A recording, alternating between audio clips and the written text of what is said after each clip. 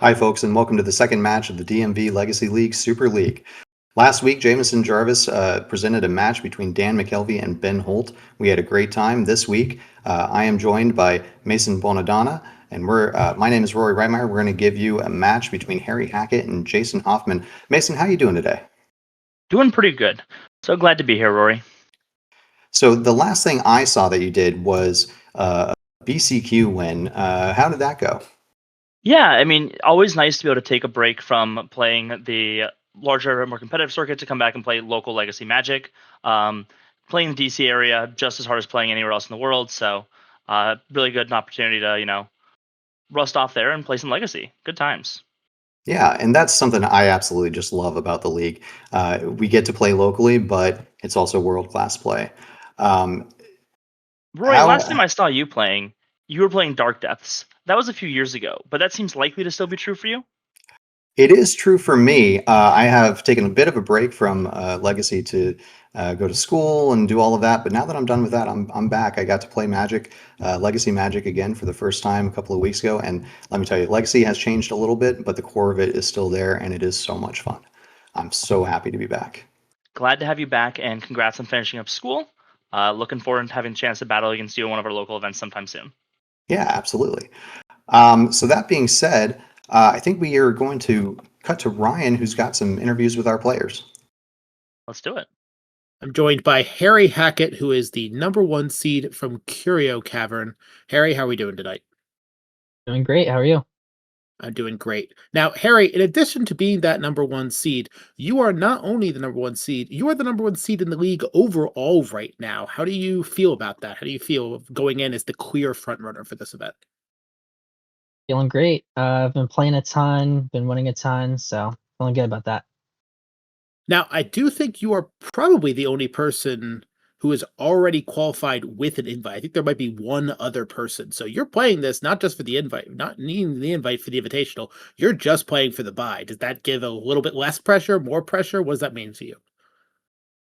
Uh, I guess I'd say I'm playing for fun either way. I think I definitely have enough points in the league that I'm not worried about the invite, even if I hadn't taken down the event at Curio. So, but I am trying to get the buy. And it sounds like you're well on your way to acquiring a buy, regardless of how you do in this event. So congratulations on your success so far. Now, today you are playing what deck? I'm playing a Lure and Tell. Okay, and how did you get to Allure and Tell? What made us decide that that was the deck for today? So the last maybe month, I've been on a welder cam deck that I've been doing super well with. Been crushing the weeklies and tournaments, challenges, BCQs, everything with it. Um, but I have played against Jason with that a handful of times. So I was worried about sideboard cards, null rods, ley lines, etc.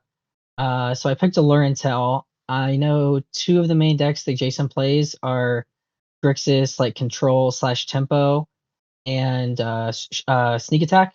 And I think Allure and Tell has good matchups against both of those.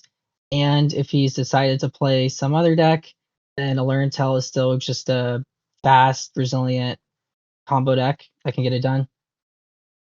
All right, so definitely a medical today. Do you have a lot of Allure and Tell experience, or is this a relatively new pickup for you? Played a couple leagues with it back when it like first became a deck with the speakers when Lorwyn came out, I guess. I haven't played a ton with it, but I think I get the basic idea of the deck. Now, you just mentioned Speaker. I noticed that you were playing no copies of Speaker. Any insight into that? I haven't been playing the deck since they tuned the numbers. I guess the idea is that discarding a card to find a Serac is bad. We could just play another Serac. Um, and people who have played the deck a lot more seem to think that's the right call, so I'm trusting them. All right. And one last question. You are playing a Serac, which requires quite a bit of clicking. So are your fingers ready to go? They are.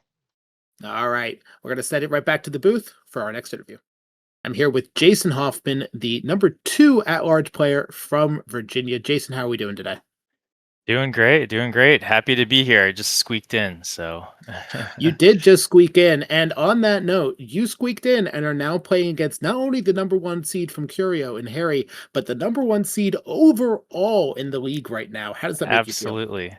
Not great. I mean, I love playing Harry. I play him. He plays actually he kind of beats me up in locals as well. So I know a little bit, about at least like what he's been doing this season and stuff. He's a great player.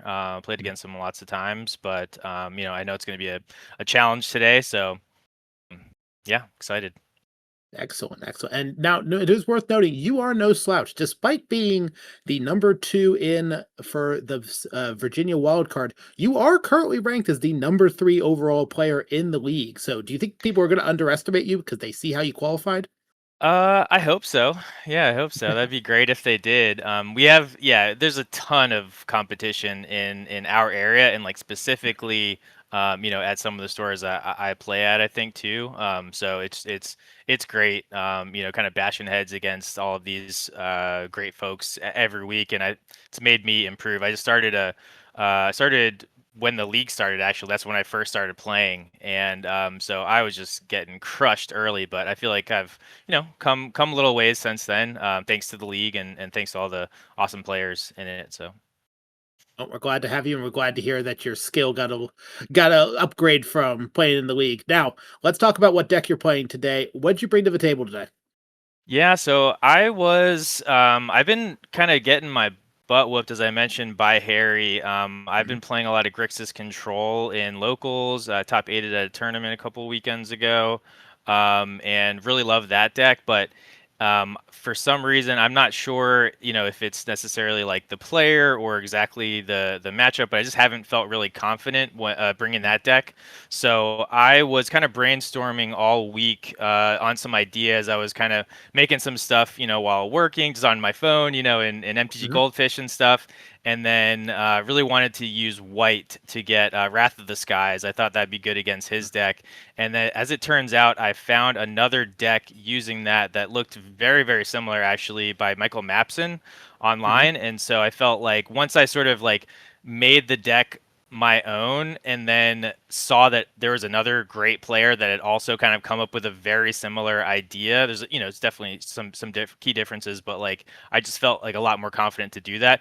I haven't played this, so we'll see how it goes. I used to play blue white control in modern, so I know a little bit of like the style, but I also saw that Dan played kind of like a brand new deck for Right. the first round, so kind of in the spirit of that, I thought I'd have a little bit of fun, switch it up, and see how it goes. So I didn't go all out in sort of hating the deck that Harry normally plays. I know that's sort of like the next question, but Mhm. I did sort of like gear it towards that. So we'll see if it comes up. And so, for context, what deck do you think Harry's going to be on today?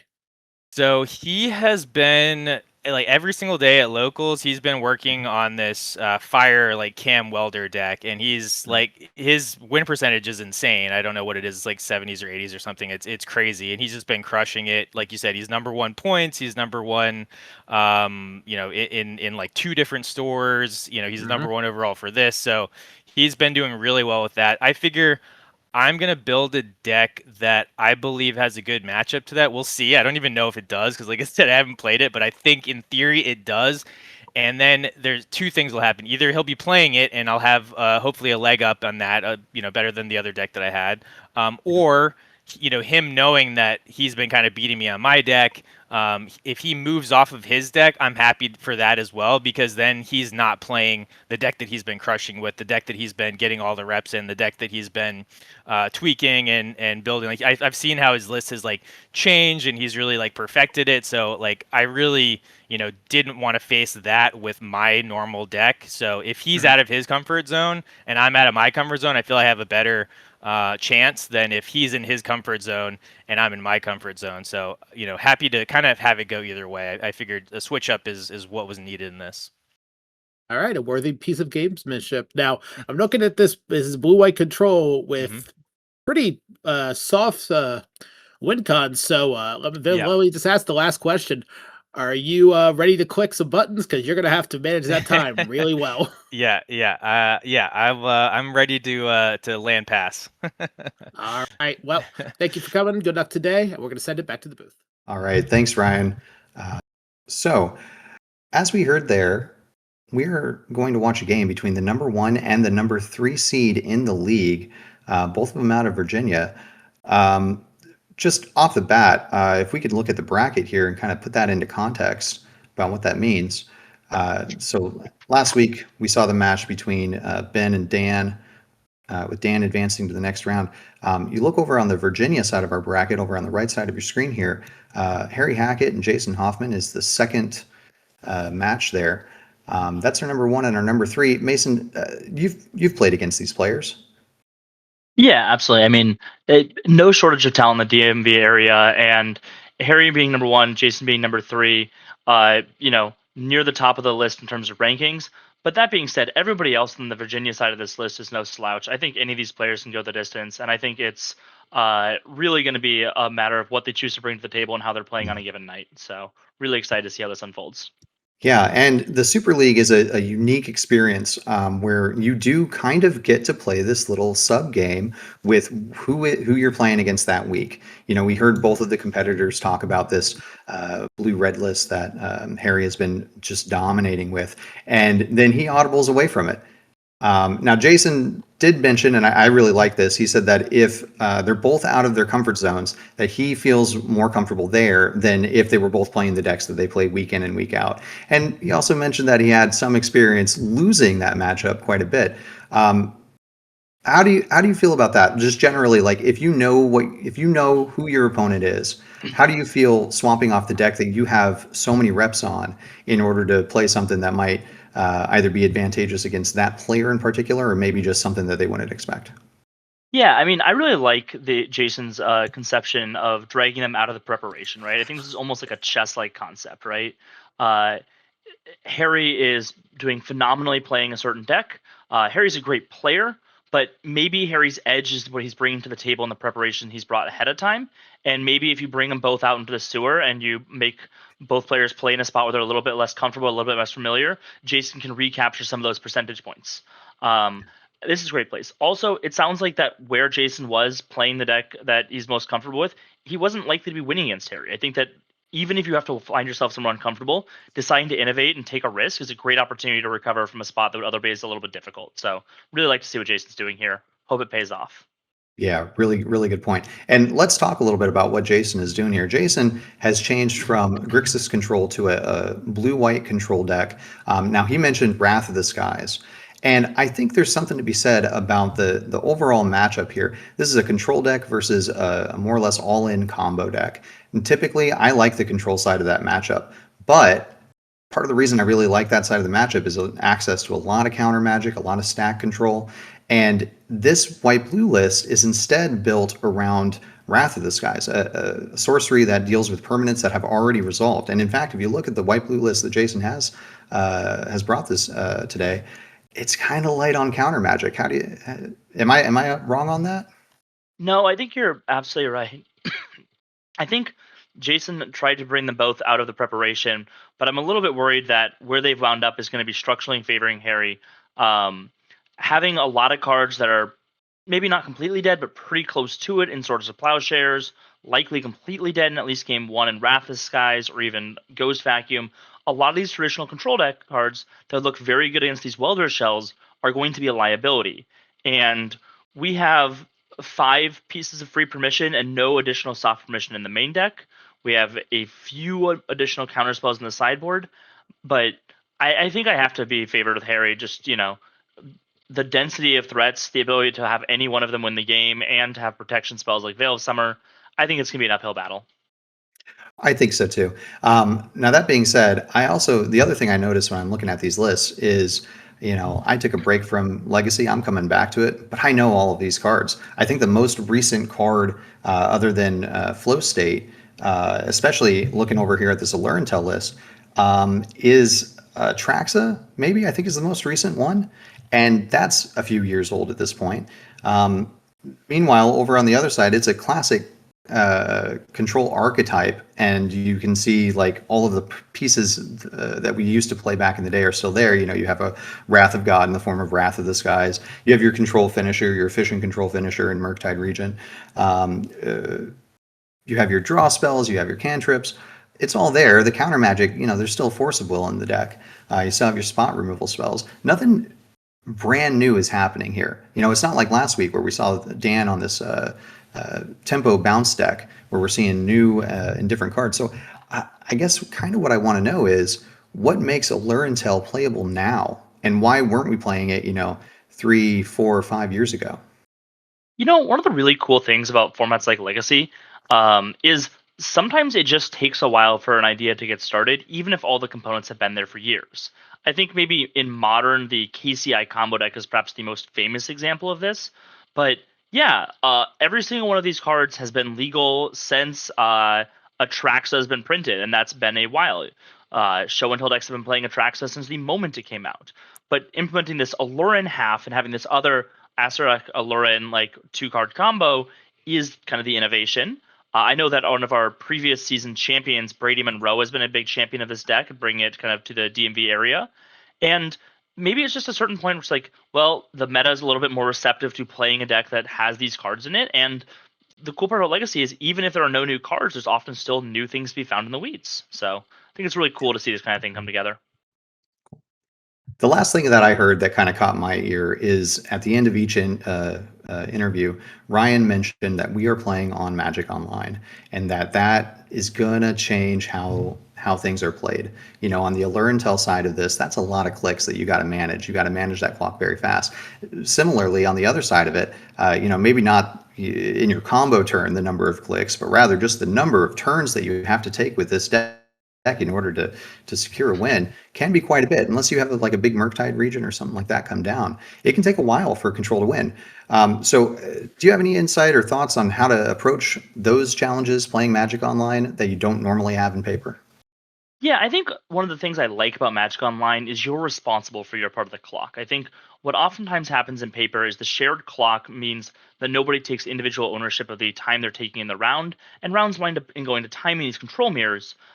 Being responsible for clicking through your combo or passing your turn, or else you time out and literally lose, means players will have to manage their time and resources. They'll have to think about when they want to think. You can't just take 30 seconds for every decision, or you'll run into a real time constraint. I think this is like overall a fine thing to happen, and I don't expect to see this match going to time. I think that the game will be decided in a functional sense a lot earlier than clicking through the 10th iteration through the dungeon, but it's still important to have these players, making decisions about when they're spending their resources and thinking, not only about when they're trading cards. Yeah, I hope to see that. I hope we don't have any time out here, but we shall see. And with that, I think we're ready to go down to the feature area for our match. Looking forward to it. All right, here we are in the Magic Online Tournament Center. Mason, what does a good hand look like for Jason? What does a good hand look like for Harry? Maybe, So- you know what? Let's start with Harry. Yeah, let's start with Harry. I think that Harry's got an A+B combo deck, wants to find some of the pieces of protection if they can. Harry's looking for a payoff threat and a show and tell and Alurin and some lands. Everything else is just trying to cycle resources to find protection spells or find those combo pieces. Here we have half of Asarak and Alurin and a few cantrips. That feels fine. Yeah, and on the control side, you don't really know what you're playing against. You have a suspicion, but is it just lands and cantrips, lands and ponder? Yeah, I mean, this hand is flexible. It has 2 ponders, a removal spell, and a threat. You're not going to mulligan this in the blind. I think that if you knew you were playing against Allure and Tell, you might tank on it a little bit longer. Even then, with 2 ponders, that's a lot of looks at whatever you need. It's hard to say no to these cards. You're going to find some dead swords in the matchup. What are you going to do? Right. All right, here we see Hedge Maze come down at the end step, reveals a City of Traders. You don't really have anything to do with it, but you do have some brainstorms. He chooses to bin it, and Harry takes a draw step. It's the Ancient Tomb, so get a soul land either way. Yeah, I like So- this. I think that like you're looking to make 3 or 4 mana eventually, and you want all of your other cards to convert into meaningful resources that are either going to cast your show and tells or allurins or find protection spells. And so additional land drops that aren't that relevant. You'll pick them up on accident while you're trying to find the things you really need. I wouldn't prioritize them. And so we see a clean brainstorm, shuffle, find a show and tell, ponder again, and set up to probably try to kill next turn is hopefully what you're looking for. Yeah. Now here we see Atraxa goes with the show and tell, also a stock up if you wanted to go find an Omniscience or an Allurin in order to go off with the Acererak. Harry chose to keep 2 copies of Acererak. How do you feel about that? So we talked about swords being dead. Swords isn't completely dead. You can swords the Acererak with the trigger on the stack, and so this just makes your Allurin have redundant kill. I think that's probably totally fine. I think that it's in fact likely, because the swords have such little opportunities to convert, that that's probably going to be the interaction that happens, is that your first thing will get swords, and having the ability to immediately instant speed, refire off, and recombo is probably good. All right, on the other side, Jason leads on a Ponder, fetched a Ponder. He sees Snapcaster, Brainstorm, and a 4th Earlingus. And it looks like we got a shuffle. I I think this makes sense. I think you not casting, either finding permission or deploying Tamiyo is just too costly. And Jason is immediately rewarded by finding Force Well, the best card they could find in the spot. Absolutely. Unfortunately, 2 dead cards behind it. Roy, do you keep the Force here? Best card in your deck, followed by 2 blanks. Is that good enough? So I think we also kind of need to think a little bit about what Jason's thinking right now, because until that fetch land was cracked, I think he was still operating under the assumption that his opponent was on this blue-red cam deck. Now the cat's out of the bag. I think you need that Force of Will, because you know that your opponent's going to be playing, some 3-mana spell that you want to counter. I don't know if stock up's exactly what I want to do, but he could be thinking that Harry's on just a blue-green Sultai value deck or something along those lines. The Ancient Tomb doesn't really fit with that, but you don't exactly know where you're at. So does it change your mind if you get to immediately slam Murktide Region if you force? I do like that game plan, especially if I don't know what my opponent's doing. Yeah. Jason, I think, forces the stock up, probably says, okay, this is not a matchup that I'm going to win on turn 10. My opponent will find more ways to kill me. I'm going to try to just make this Murktide and make them have it now. We'll see if it pays off. Unfortunately, there's already a show and tell in hand. It's probably pretty tough from this spot, but I like being decisive and I like asking the question. I agree.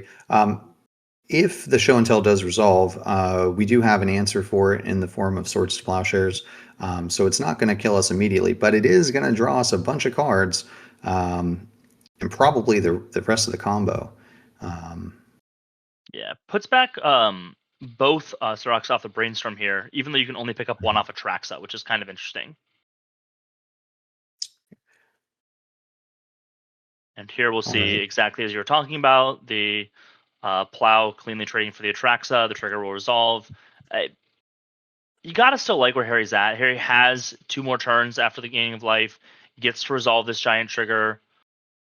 I mean, we're looking at those 10 cards. I like those 10 cards. Do you like those 10 cards? I love those 10 cards. They include my combo, a way to rebuild, and a way to protect myself from any kind of counter magic or that and your combo is Forest Veil Summer, right? yeah, I do love that. I mean, I don't know how common it is for people to just know how the Allurin combo works. But if we get to that point, I might ask you a couple of questions about how it resolves and when Jason might have an opportunity. Oh, we're just going to go for it right now. Right now. There is no hesitation. Oh, man. Well, you know you're in the clear, or at least you know that your opponent couldn't counter your first one, or chose not to. Seems like the right moment to jam. Absolutely. And it was. I so that's going to take us into the sideboards. A little premature here. If it's a Traxa, I think there's some chance Jason can keep playing, but I mean, the writing's on the wall after resolving. Oh no, they saw the Atraxa trigger. They know what's happening. Jason just sees everything's all rolled up and it's good to go. That is on me. Sideboarding. So unfortunately, due to a technical error, Harry's sideboards are just going to be this image here. We see that he's dropping some Lotus Petals, a City of Traders, Allurin, and Acererak, and he's bringing in the Carpet of Flowers, more Veil of Summers, ways to play around the control deck's permission. Over here on Jason's side, what are we looking for? So we're looking to get as many copies of the clunky cards we can out. These containment priests look like they're going to be very good against Show and Tell on Atraxa, which is really nice. Unfortunately, it does not beat Show and Tell on a Lurin, because you end up getting to recast that Astarock a bunch. Bringing in additional pieces of permission where you can. These are probably the Pyroblasts, I think, that are off screen right now. And trying to cut some of the clunkier scars. We see the Wraths immediately out, even though it's likely that your opponent will have some number of Carpet of Flowers. These are just not the kind of cards you want to trade your Wrath Disguise for. Might end up cutting a basic lands. Cuts a lot of basic lands, actually. That's Yeah. Jason is being a little ambitious here. I can't say that I have the confidence to do that, but I think Jason may know more than I do in terms of your mana's not going to be disrupted. The Show and Tell deck is not going to wasteland you. They're not Right. going to pressure you. They aren't likely to have access to days, Mhm. and maybe increasing that spell density does something. I hope Yeah. to see these prismatic endings leave. I don't think these cards will be very good. Okay. I don't think you want to fight over the card Carpet of Flowers. Sure. But again, maybe because you have Wasteland, Jason might decide that that's actually a space you do want to contest. That's just not my first intuition. So this might be a little maybe obvious, but how do you feel about leaving in Fourth or Earlingus when you're cutting 3 lands from your deck? You're not going to have a big X here. Yeah, well, so we think about Fourth Lingus as this giant fire spell. You cast for X equals 5, you make 10 power, you attack, you untap attack again. I think in these matchups, because your opponent plays no creatures, they're never going to take the Monarch back. And so if you read this as like 1 white red, make a 2/2, draw a card for the rest of the game, that's probably a pretty acceptable card in the matchup. We won't get to see a giant fireball, unlikely with the fourth, but maybe we'll get to see a hit with a Snapcaster or a fourth for 1 or 2 that will allow Jason to just have the resources and then close out the game over the course of the next 3 or 4 turns. Sounds good to me. All right, so we are into game 2. These look like good and hands. I really like Jason's hand here. It's land light, but we knew it was going to be based on the way we sideboarded. And we built a game plan around that. We have a Tameo off on the lead. I think we're in a good spot. 2 is a good number. Hmm. Now, Jason has these consigned to memories. Consign is really interesting because if you consign the dungeon trigger, I believe that your opponent just makes a 5/5 off their alert, and that's acceptable. Mhm. So that's a pretty heads up. We're going to see if that ends up playing out in that spot. But I think Jason being on the board with Tameo, we talked about cards that are somewhat new. Tameo's still somewhat new. Better on the legacy scene for a while, but like in terms of years, relatively new. That's the kind of card I think that really helps these control decks get ahead. Just gets to sit back and recoup cards for the rest of the game, or even flip pretty aggressively here. Right. Yeah. It's funny you say it's new, and I think if we think about just the number of hours we've played with or against Tameo, it feels like an old card at this point. That being said, we're Yeah. coming back. Harry plays an island, ponders, and then we see Jason make his attack, make his clue token, and I think we're going to Yeah. go with a brainstorm first.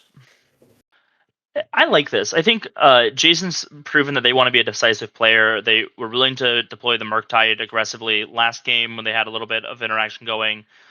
Flipping Tameo and upticking. If you ultimate Tameo and emblem it, you will win the game. The Alluring deck just won't have the resources to combo through that. Brainstorming on turn 2 and upticking. This Alluring deck's not going to be able to remove that Tameo. It's going to put the clock on Harry. This seems like a great way to say, okay, proverbially, I'm the beatdown. I've established the clock. All right. And we saw them put back the Tundra and the Fourth Earlingus, so we're not going to see that in this game unless we redraw it. Coming back to Harry, we see a pedal on the stack. Resolves. And just turn 2 stock up. Do you counter this? You did in the first game, right? We did in the first game. I think Jason's probably going to counter it. Again, I think that you could either try to be really defensive and wait to counter the actual threats, or you can try to counter stock up because that's going to net up cards. You have additional permission. We have the fourth on top of our library, and we have a Tameo at 4. Maybe Jason wants to just untap, take the draw step, and then repick up the force of negation. The nice part about Tamiyo as a threat is if you're uptaking it and your opponent does try to kill you and you trade off interaction, well, then you just have these 2 regrowths set up to make it really hard for your opponent to kill you again. Right. And that is what Jason does. Takes the natural draw, puts the 4th back into his hand, plays a Wasteland.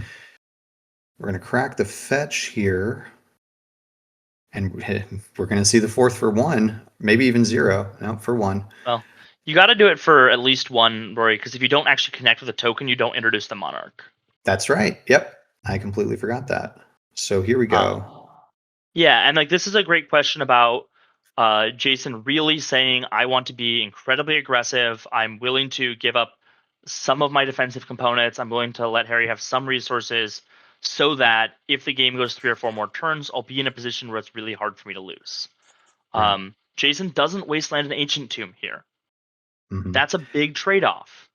It is. And I mean, I think Harry made an interesting decision here too in not fighting over the 4th Yearlingus, right? Yeah, it's hard to imagine Harry winning the game when you haven't picked up Tamiyo yet. You fight over 4th Aerlingus, and then if you have permission, you pick up a permission spell. If you don't, you just pick up the 4th Aerlingus again.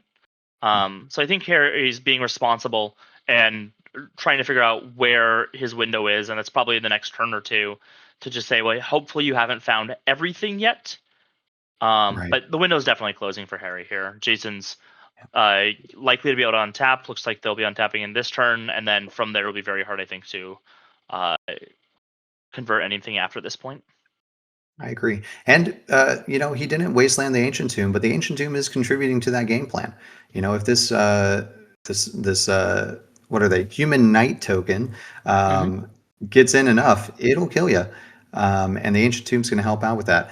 On the stock up, we see a rebuy of another stock up and a pickup of a Carpet of Flowers. And then I think he's just going to run that out right now, build up enough mana over the next couple of turns to try to put the combo out in one play. And I don't think Jason wants to fight over this, but he is going to think about it. No, I think Jason just wants to untap, attack Harry down to 10, have 2, maybe 3 pieces of interaction available, and say, I think you're going to die pretty soon. My Tamiyo's going to uptick again, whether that's to buy back this 4th to get additional value or just re-pick up a counterspell that happens. That's totally fine. And it's just, I think, perfectly happy to sit back and say, as long as Harry doesn't try to kill me, I'm okay. And I think I can survive that enough. So in the second main phase, Carpet of Flowers gives us 2 mana. Cracking the Lotus Petal gives us the 3rd to play our rebought stock up. Do you fight over this one? No, I guess not. But look at that. But you saw the mouse hover, so Jason I also did. kind of wanted to. Yeah. I don't like my opponent resolving stock up. It bothers me, but sometimes it's just what you got to do. I think we'll probably see Atraxa show and tell, have all the components here, and then hoping to pair it with a blue card for Harry so that we can go with protection. But hardcast Force Negation plus Force of Will up next turn if you want to. So. Yep. It'll. What other lines could Harry be considering right now? Because we see thinking. So you already have the Arsiac. You could try to maybe get this Ponder and try to use the Ponder as a blue card, and try to find a Lauren. Right. The other answer could be like, well, maybe I don't think Atraxa plus Show and Tell plus a blank will get me through what I know is going to be in Jason's hand. Knowing that there's a Force of Will that you can't already beat, maybe you need to find a different piece off the top. Are we going to see a hardcast Atraxa? Harry might be smarter than us. Yes, Harry. Yeah. Roy. I think that's exactly what's looking to have happen here. And Jason playing an island will make that a possibility. We will see Carpet of Flowers making black or white out of this Simic Allurintel deck. I mean, it's still going to get countered. We could see. I can't imagine it's great. And even if it doesn't, the counter can still be consigned. Yeah, but the 7/7 lifelinking body is enough, I think, to be able to win the game. So like Yeah. that seems like it'll be fine. I agree. This will certainly get forced.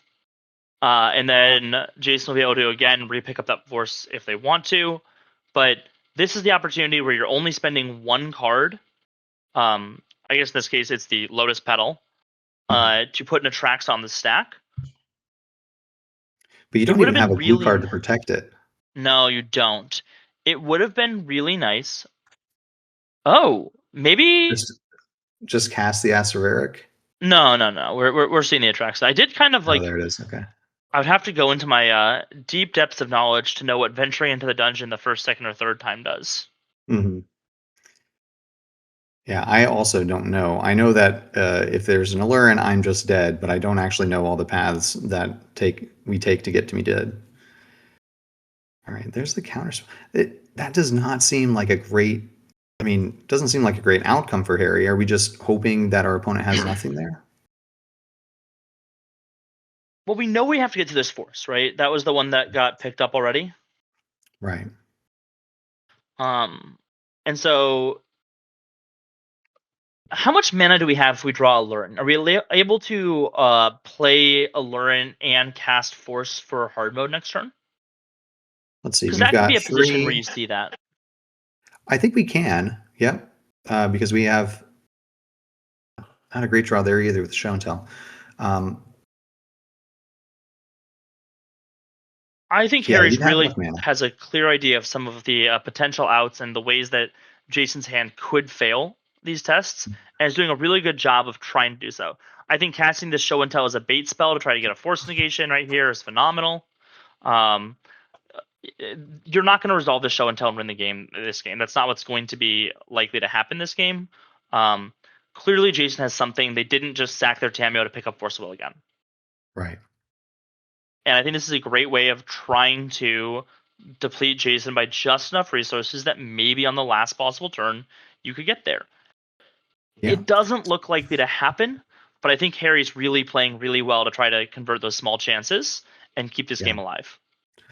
I think you're right. Now, if your opponent forces this back, do you hardcast your Force of Will to make them spend another piece of removal or interaction on it? No, guess I don't not. think you can afford to, because if the Show and Tell resolves, it doesn't do anything.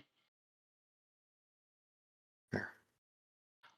If we had the Atraxa still, absolutely I'd fight. But Sure. in this spot, it's just like, okay, well, the worry is winning the fight.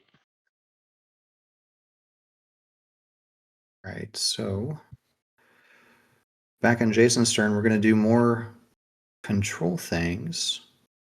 Oh, wait, maybe Harry's resolving a fetch land. I don't know what else we're doing here. I think we're fetching on the end step from Harry's turn for a Surveil land. Yep. There it is. Yep. Just, slightly improving the draw step. Tamia will pick up another piece of counter magic here. We've got a Ponder or Brainstorm to try to find a third. Hey, we got a Force of Will there. We've got a pick up on the Tameo. I think this one's going to be locked up unless something wild happens.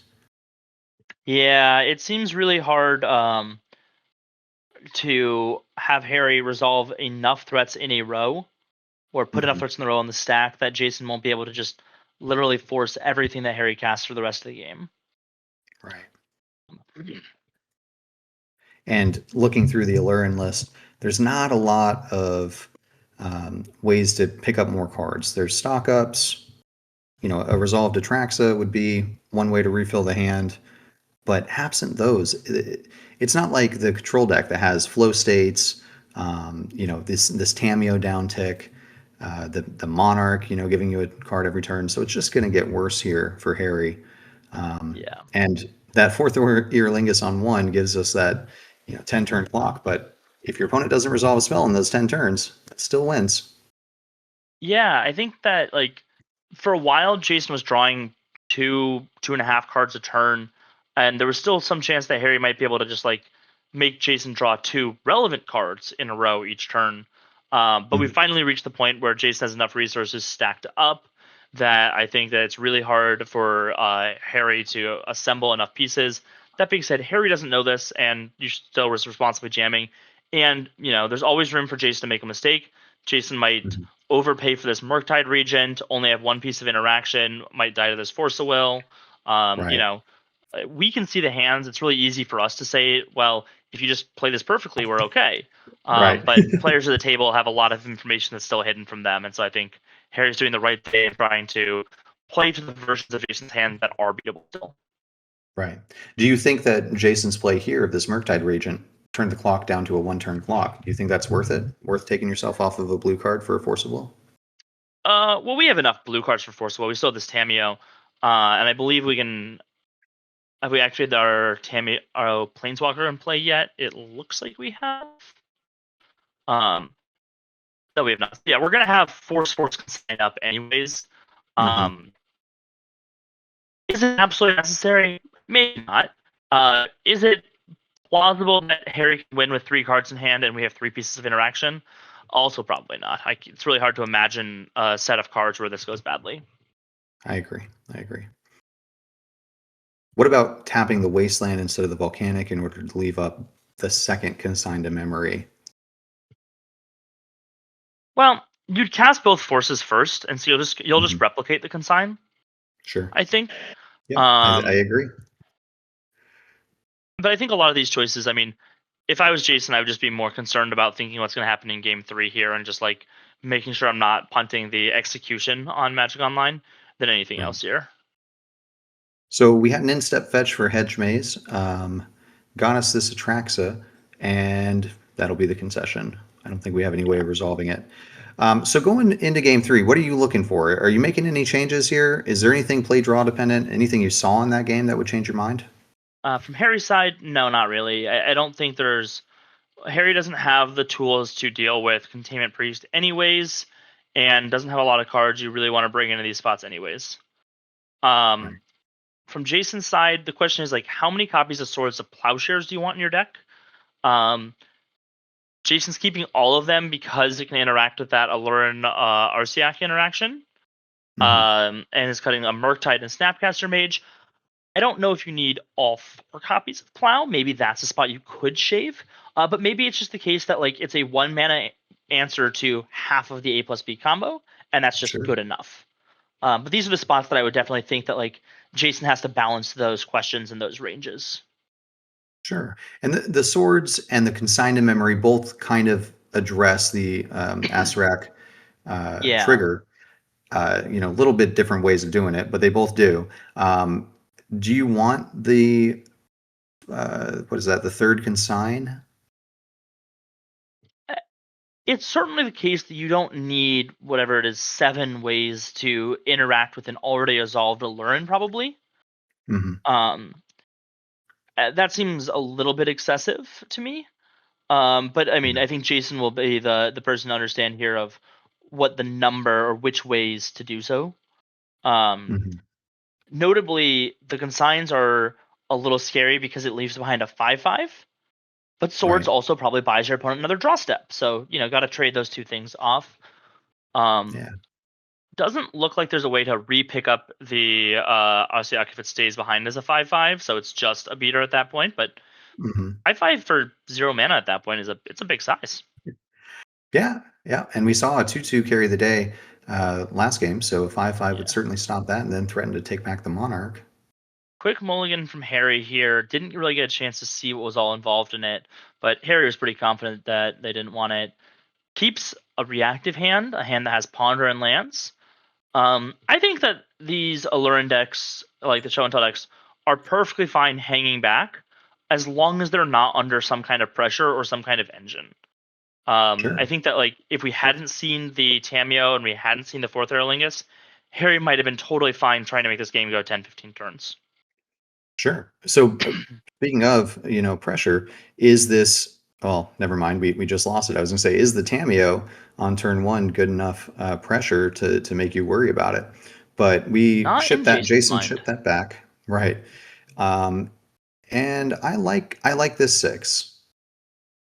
Yeah, this it has all of the components to win a lot of fights, assuming you don't just die. The problem with this, I think Jason's gonna be very aware of this, is you are currently cold to everything. Right. And that's a little scary, But you have a brainstorm, so we'll probably see. We have a desperation brainstorm if we need to, or we can take the draw step and then brainstorm on 2. And we have a Mhm. clock. This surgical extraction is like, this is a card that will be a nail in the coffin, but it won't be a good resource for a while. And that's, I think, one of the concerns about surgical. Jason's a very skilled wizard. Yeah, Cameo on redrawing 1 is the nice. Tameo. You gotta love it. What is the surgical for? Is it just I want to fight show and tell exactly once, and then I'm gonna resolve this surgical and never have to worry about it again? I think so. I think the idea is you're going to be pretty good at winning some number of fights, Mhm. but you won't win all of them forever. And I think the idea is, okay, I would like to win a fight, and then instead of having you go again the next turn, you just don't get to go again. Right.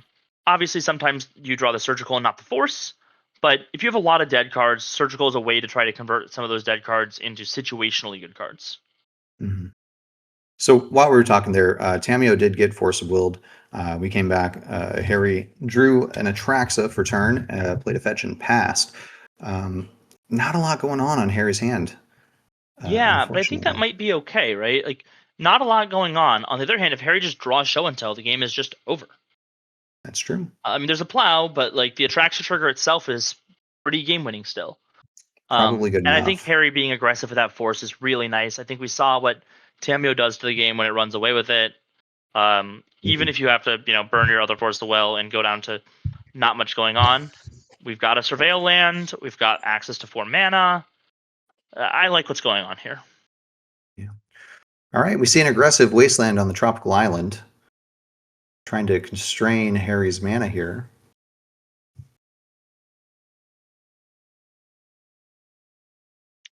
And that means we have the Murktide on top still. So this again kind of makes sense to me from a version of events where we might see an aggressive surgical into playing the Murktide on the following turn. We've seen Jason really want to put that threat into play as early as possible and then try to find defense. So I Mhm. wouldn't be surprised if Jason keeps that line consistent for the third game. It paid off for him really well once.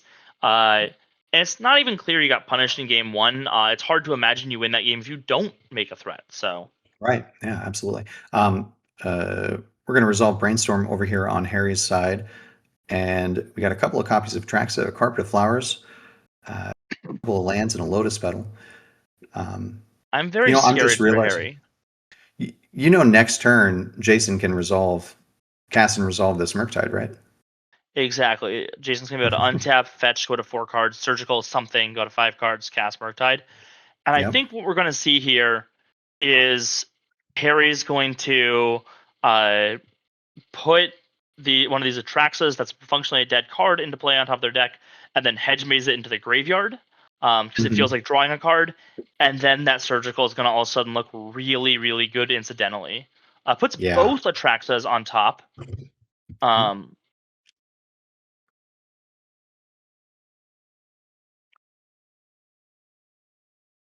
I guess it makes sense to resolve the Lotus Petal first, but Yeah. Top oh, both Atraxas? it Is that what we seems saw? we're just going to leave that there. Okay. Well, So we will again have 5 mana, 6, 7 mana. So Carpet of Flowers lets us cast Atraxa yep. on some future turn. Yeah. This was a Um, great brainstorm for Jason, by the way. We found our Force of Will. Um, have another blue card. yep. Not going to be able to make this Murktide this turn because of it, but Mhm. has all of the components, I think, to be in a really good spot from here. Yeah. I like where Jason's at. This is going to be a great game plan. Your show and tell opponent has exactly 2 cards in hand, but they did keep something on top. Are you a make 'em shuffle gamer? I think so. Yeah. I think you Yeah, do. you'd make 'em shuffle. So presumably, yeah, we hit Force of Will here. You gain the information. You make it so it's really hard to have permission. Mhm. Um, do you want to do this during the draw step to try to hit the card you're hitting? Or do you think whatever Harry has on top is definitely not going to be force, so I want to make them shuffle? Yeah. Well, I don't think it's going to be forced that they put back on top, right? And even if it There's no reason to is, wait. Yeah. yeah, even if it is, if their other card in hand is blue, now they have some choice to make there. Maybe you don't want them to have that choice. I think just hitting it now means you're almost definitely getting rid of Force of Will from your opponent's deck. You're also going to shuffle away a card that they intentionally put back and then chose to keep on top. So I think it's all upside here to do it now. Highly unlikely that your opponent's the card that they put on top of their deck to keep was a Force of Will. They would just keep it in hand just in case. Well, that's half. Unfortunately, the Force Will does cover this pretty well. Mm-hmm.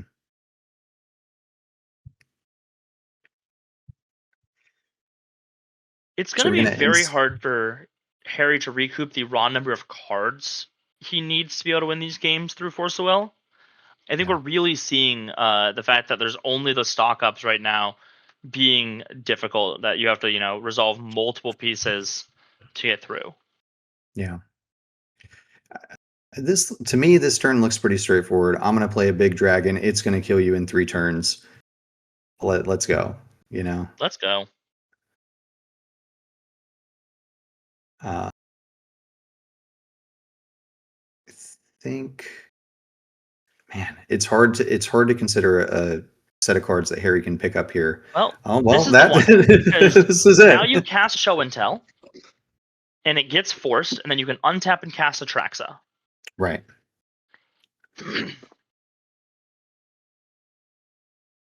And then it's still going to be the Atraxa is still going to be swords, but the trigger hopefully refills your hand, gives you another bite at that apple, lets you put another Atraxa into play maybe. Buys you a Although, full turn against this Murktide region. right? Yep. And Something to note is that in order to cast Atraxa, this deck does need both a carpet and a lotus petal. It could, one of each, in order to get the mana that it needs. But yeah, not the A plan or the B plan. Not even clear if it's the C plan. But you know what? Harry Hackett is bringing a lot of plans to the work. is hardcast Atraxa better or worse than hardcast Serac? Well, one of those goes into the dungeon and comes back to your hand, and the other is a giant lifelinking flyer. I got to think about that one.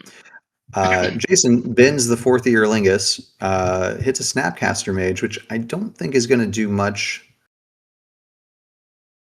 in this matchup or in this game until we I need to don't know if recast that's that going to be swords. true, because we're going to be casting the swords this turn.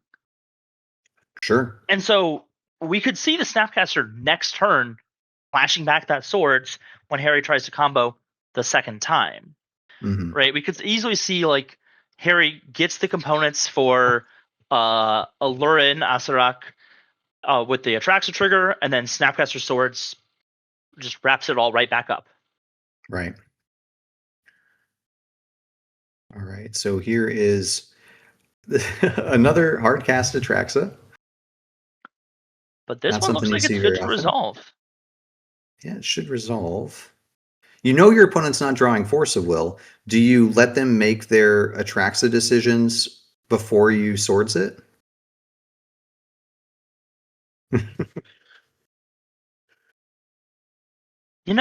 I'm trying to think if there's a reason that can punish you. But unless I was absolutely sure, I would just cast the swords. Like, there's only the chance that like I missed something, and then I look really silly later. So I think Jason's being perfectly responsible here. And we see Atraxa, Alurin, Show and Tell, Stock Up, Veil. So I think it's very likely that we're going to see Harry pick up the cards to go for Alurin plus Asarak into the potential concern of that Snapcaster Swords. All right. Ball has kind of come back to Harry now. Jason is going to need to find something here. He's going to need a second piece of interaction. Probably not just another copy of Swords. Probably some spell stack interaction. Now, but we'll see. Rory, how do you feel about taking this Asarak and the Show Instead and of Tell? Yeah, instead of the instead of stock the up or the Atraxa, right? It seems a little like I could understand taking the stock up well, and not the show and tell and not the Atraxa. I can mhm, also understand not taking the Atraxa and not the Astrax and taking the show and tell. mhm. What do you think the reasoning here is? I'm really not sure. I think it might be just I want my deck to do the thing, and next turn I can do the thing with Veil of Summer backup. Um, Now you don't know about Snapcaster Mage. No, but Maybe you we know think that there's some copies of swords left in the deck. We know that your opponent has access to. Is it like your opponent could have access to have like force negation, but we have sure, Veil to cover that, right? right? Yeah, yeah. So I actually think this is a really valid line on Harry's part because you're really only playing around another copy of Swords, or you're losing to another copy of Swords, the Snapcaster Mage that you haven't seen the entire match. You know, hmm so I'm a I little actually think this is worried. a really good. I'm a little worried this is not going to be what we want to see in this spot. I think my concern on the spot is this doesn't really beat any new sets of cards versus taking the stock up has the ability to beat some things that we couldn't beat from our position beforehand. I It think taking the might. show and tell might be a little tough. Harry does get an Atraxa, and so now has the opportunity to go for it multiple times this turn, and maybe that's the answer. Is like Mhm. if your opponent has interaction, you want to be the most set up to kill them again. Yeah. But I would have liked to have seen that happen leading on the Atraxa trigger because that will Mhm. be the most likely to find the pieces. I think Harry had the right line, to be honest. Now that I'm thinking about it, um, it plays around fewer things, but with the Veil of Summer, you're covering the things that beat both hands, right? You've got a dragon that's coming to kill you. You know, we didn't know that we were drawing Brainstorm and we were going to hit an Atraxa and an Alurin and all that, but you can end the game with the Esarek combo, and we might even just do that right now. I think You we're gonna know, put this Atraxa in play first. I would. Yeah, and then we'll pick back up the Veil and all the other pieces. Hmm. Um, it looks like Jason lets that go. And yeah, I think Harry now has a nice abundance of riches, as you say, Uh-huh. um, and can just deploy everything, even including the second carpet if they need to, Hmm. and then Yeah, go I to think. game two. Yeah, this flipped because of a hard cast Atraxa. Yeah, Suddenly, I mean, Harry played really patiently, and yeah, the first Atraxa trigger, even though it immediately got swords, recouped a lot of value, and then navigated that Atraxa trigger to be able to kill in the following turn. I think, whether that's being able to draw the Brainstorm into Show and Tell for Atraxa, or already had Allure and Press Asiak already rolled up. Mhm. Harry had a lot of options, and it seems like he was able to convert these. I think we're going to be seeing this game close out pretty quickly here. I yeah, and I think depending on how this brainstorm goes, we can resolve a second carpet of flowers, and we can do this right now this turn. Mm-hmm. This is great. And we drew a second Acerak. Yeah. Oh man, this is man. It went from so good to oh no. So fast. Well, that's the nature of the show and tell decks, right? Everything is fine until you're all of a sudden dead. Yeah, drawing 5 cards twice certainly helps with that. The Allurn has resolved. We'll see the Acerak. Now, Jason probably thinks, great, I've got this covered. All I have to do after I swords this combo is survive a 7/7 Flying Vigilance, Death Touch, Lifelink. But And wait, there's even more. smartly playing the Snapcaster Mage with the Alluring ability, showing off that Jason's heads up on that part of the interaction as well. But Yep. unfortunately, Harry has it all covered and is really proving why they are the number one seed overall here. Yeah. Yep. And I mean, I like the deck. I like show and tell. I like having buttons in my deck that just say, and now I win the game. But with that, what a great match. I think we'll go back to the studio. All right. What a great match. I didn't know who was going to win that up until the last like 2 turns.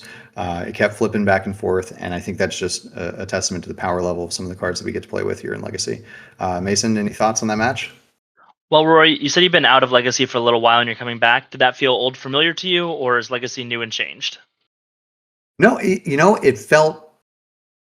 rhymed with what I remember. I remember sitting across the table from my Omnitel opponent and seeing on my instep them resolve a dig through time, and me realizing, well, this Merit Lage is not long for this world, and I'm about to die.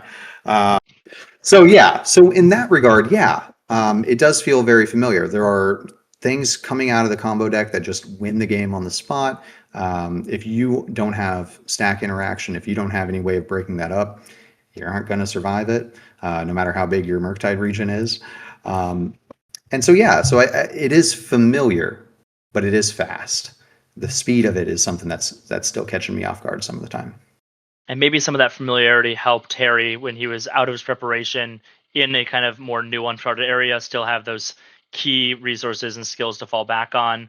I think, unfortunately, Jason had this vision of pulling Harry out somewhere where he wasn't prepared and wasn't ready to be. And Harry showed up, and, Harry's prepared. Harry's done his homework. He is ready to throw punches in the Absolutely. sewer. Yeah.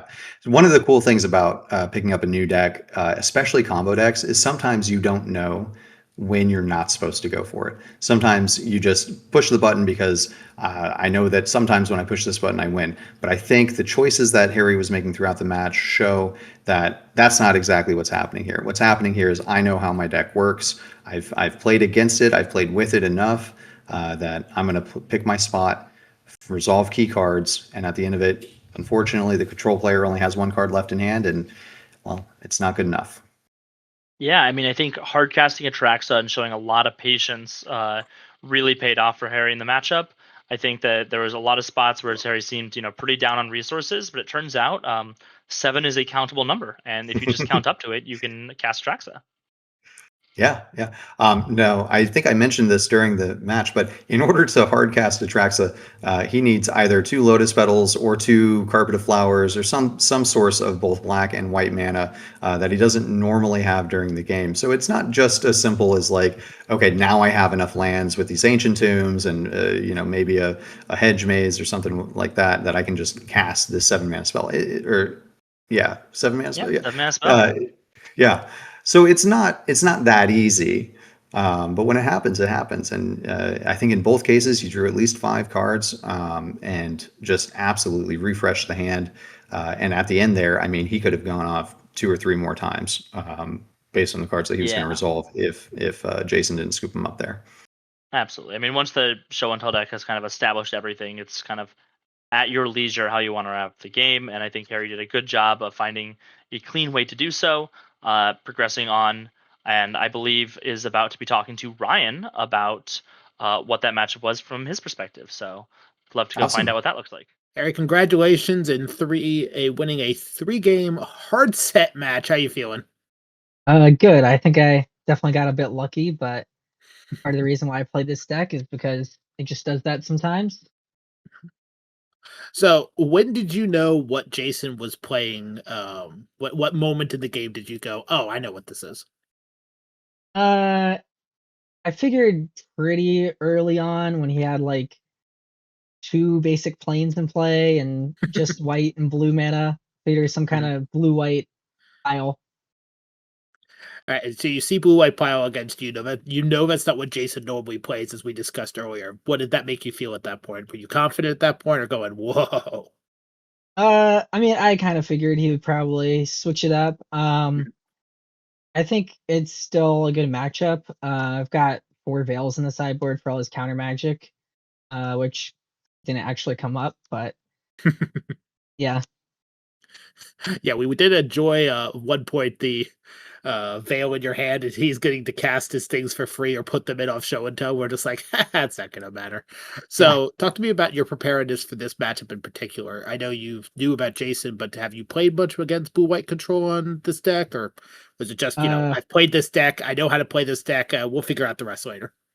Yeah, I haven't played this specific matchup. I guess the deck isn't too complicated different matchups. You want to, put the things into play that win the game and stop your opponent from stopping you. So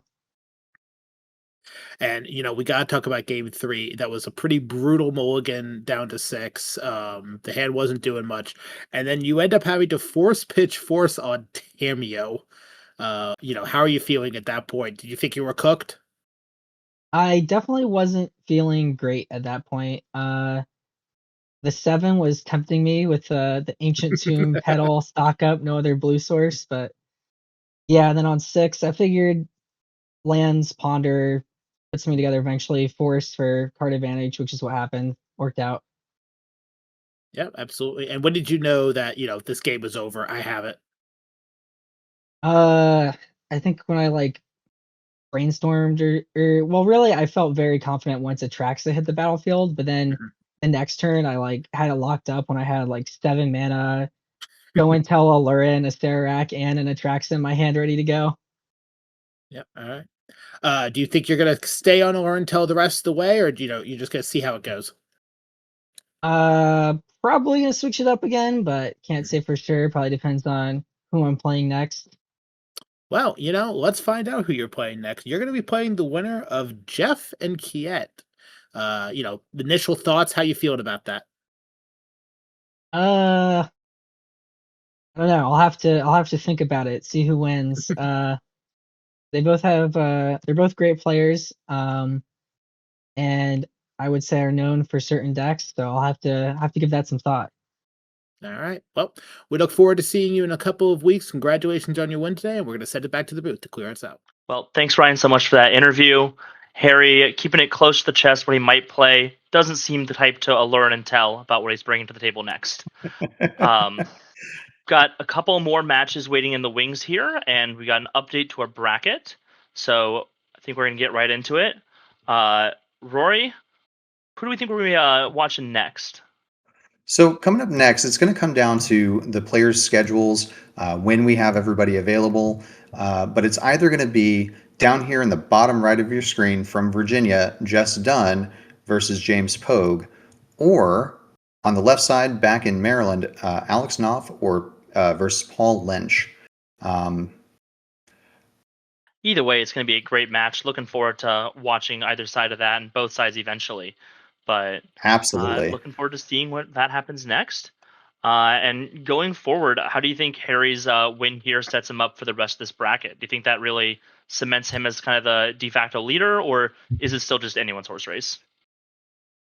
So here's what I'm looking at. I'm looking at the number 1 seeded player, picked up a deck that they don't have a lot of reps in, came through, won pretty decisively, in my opinion, and is poised to take at least the Virginia side of the bracket.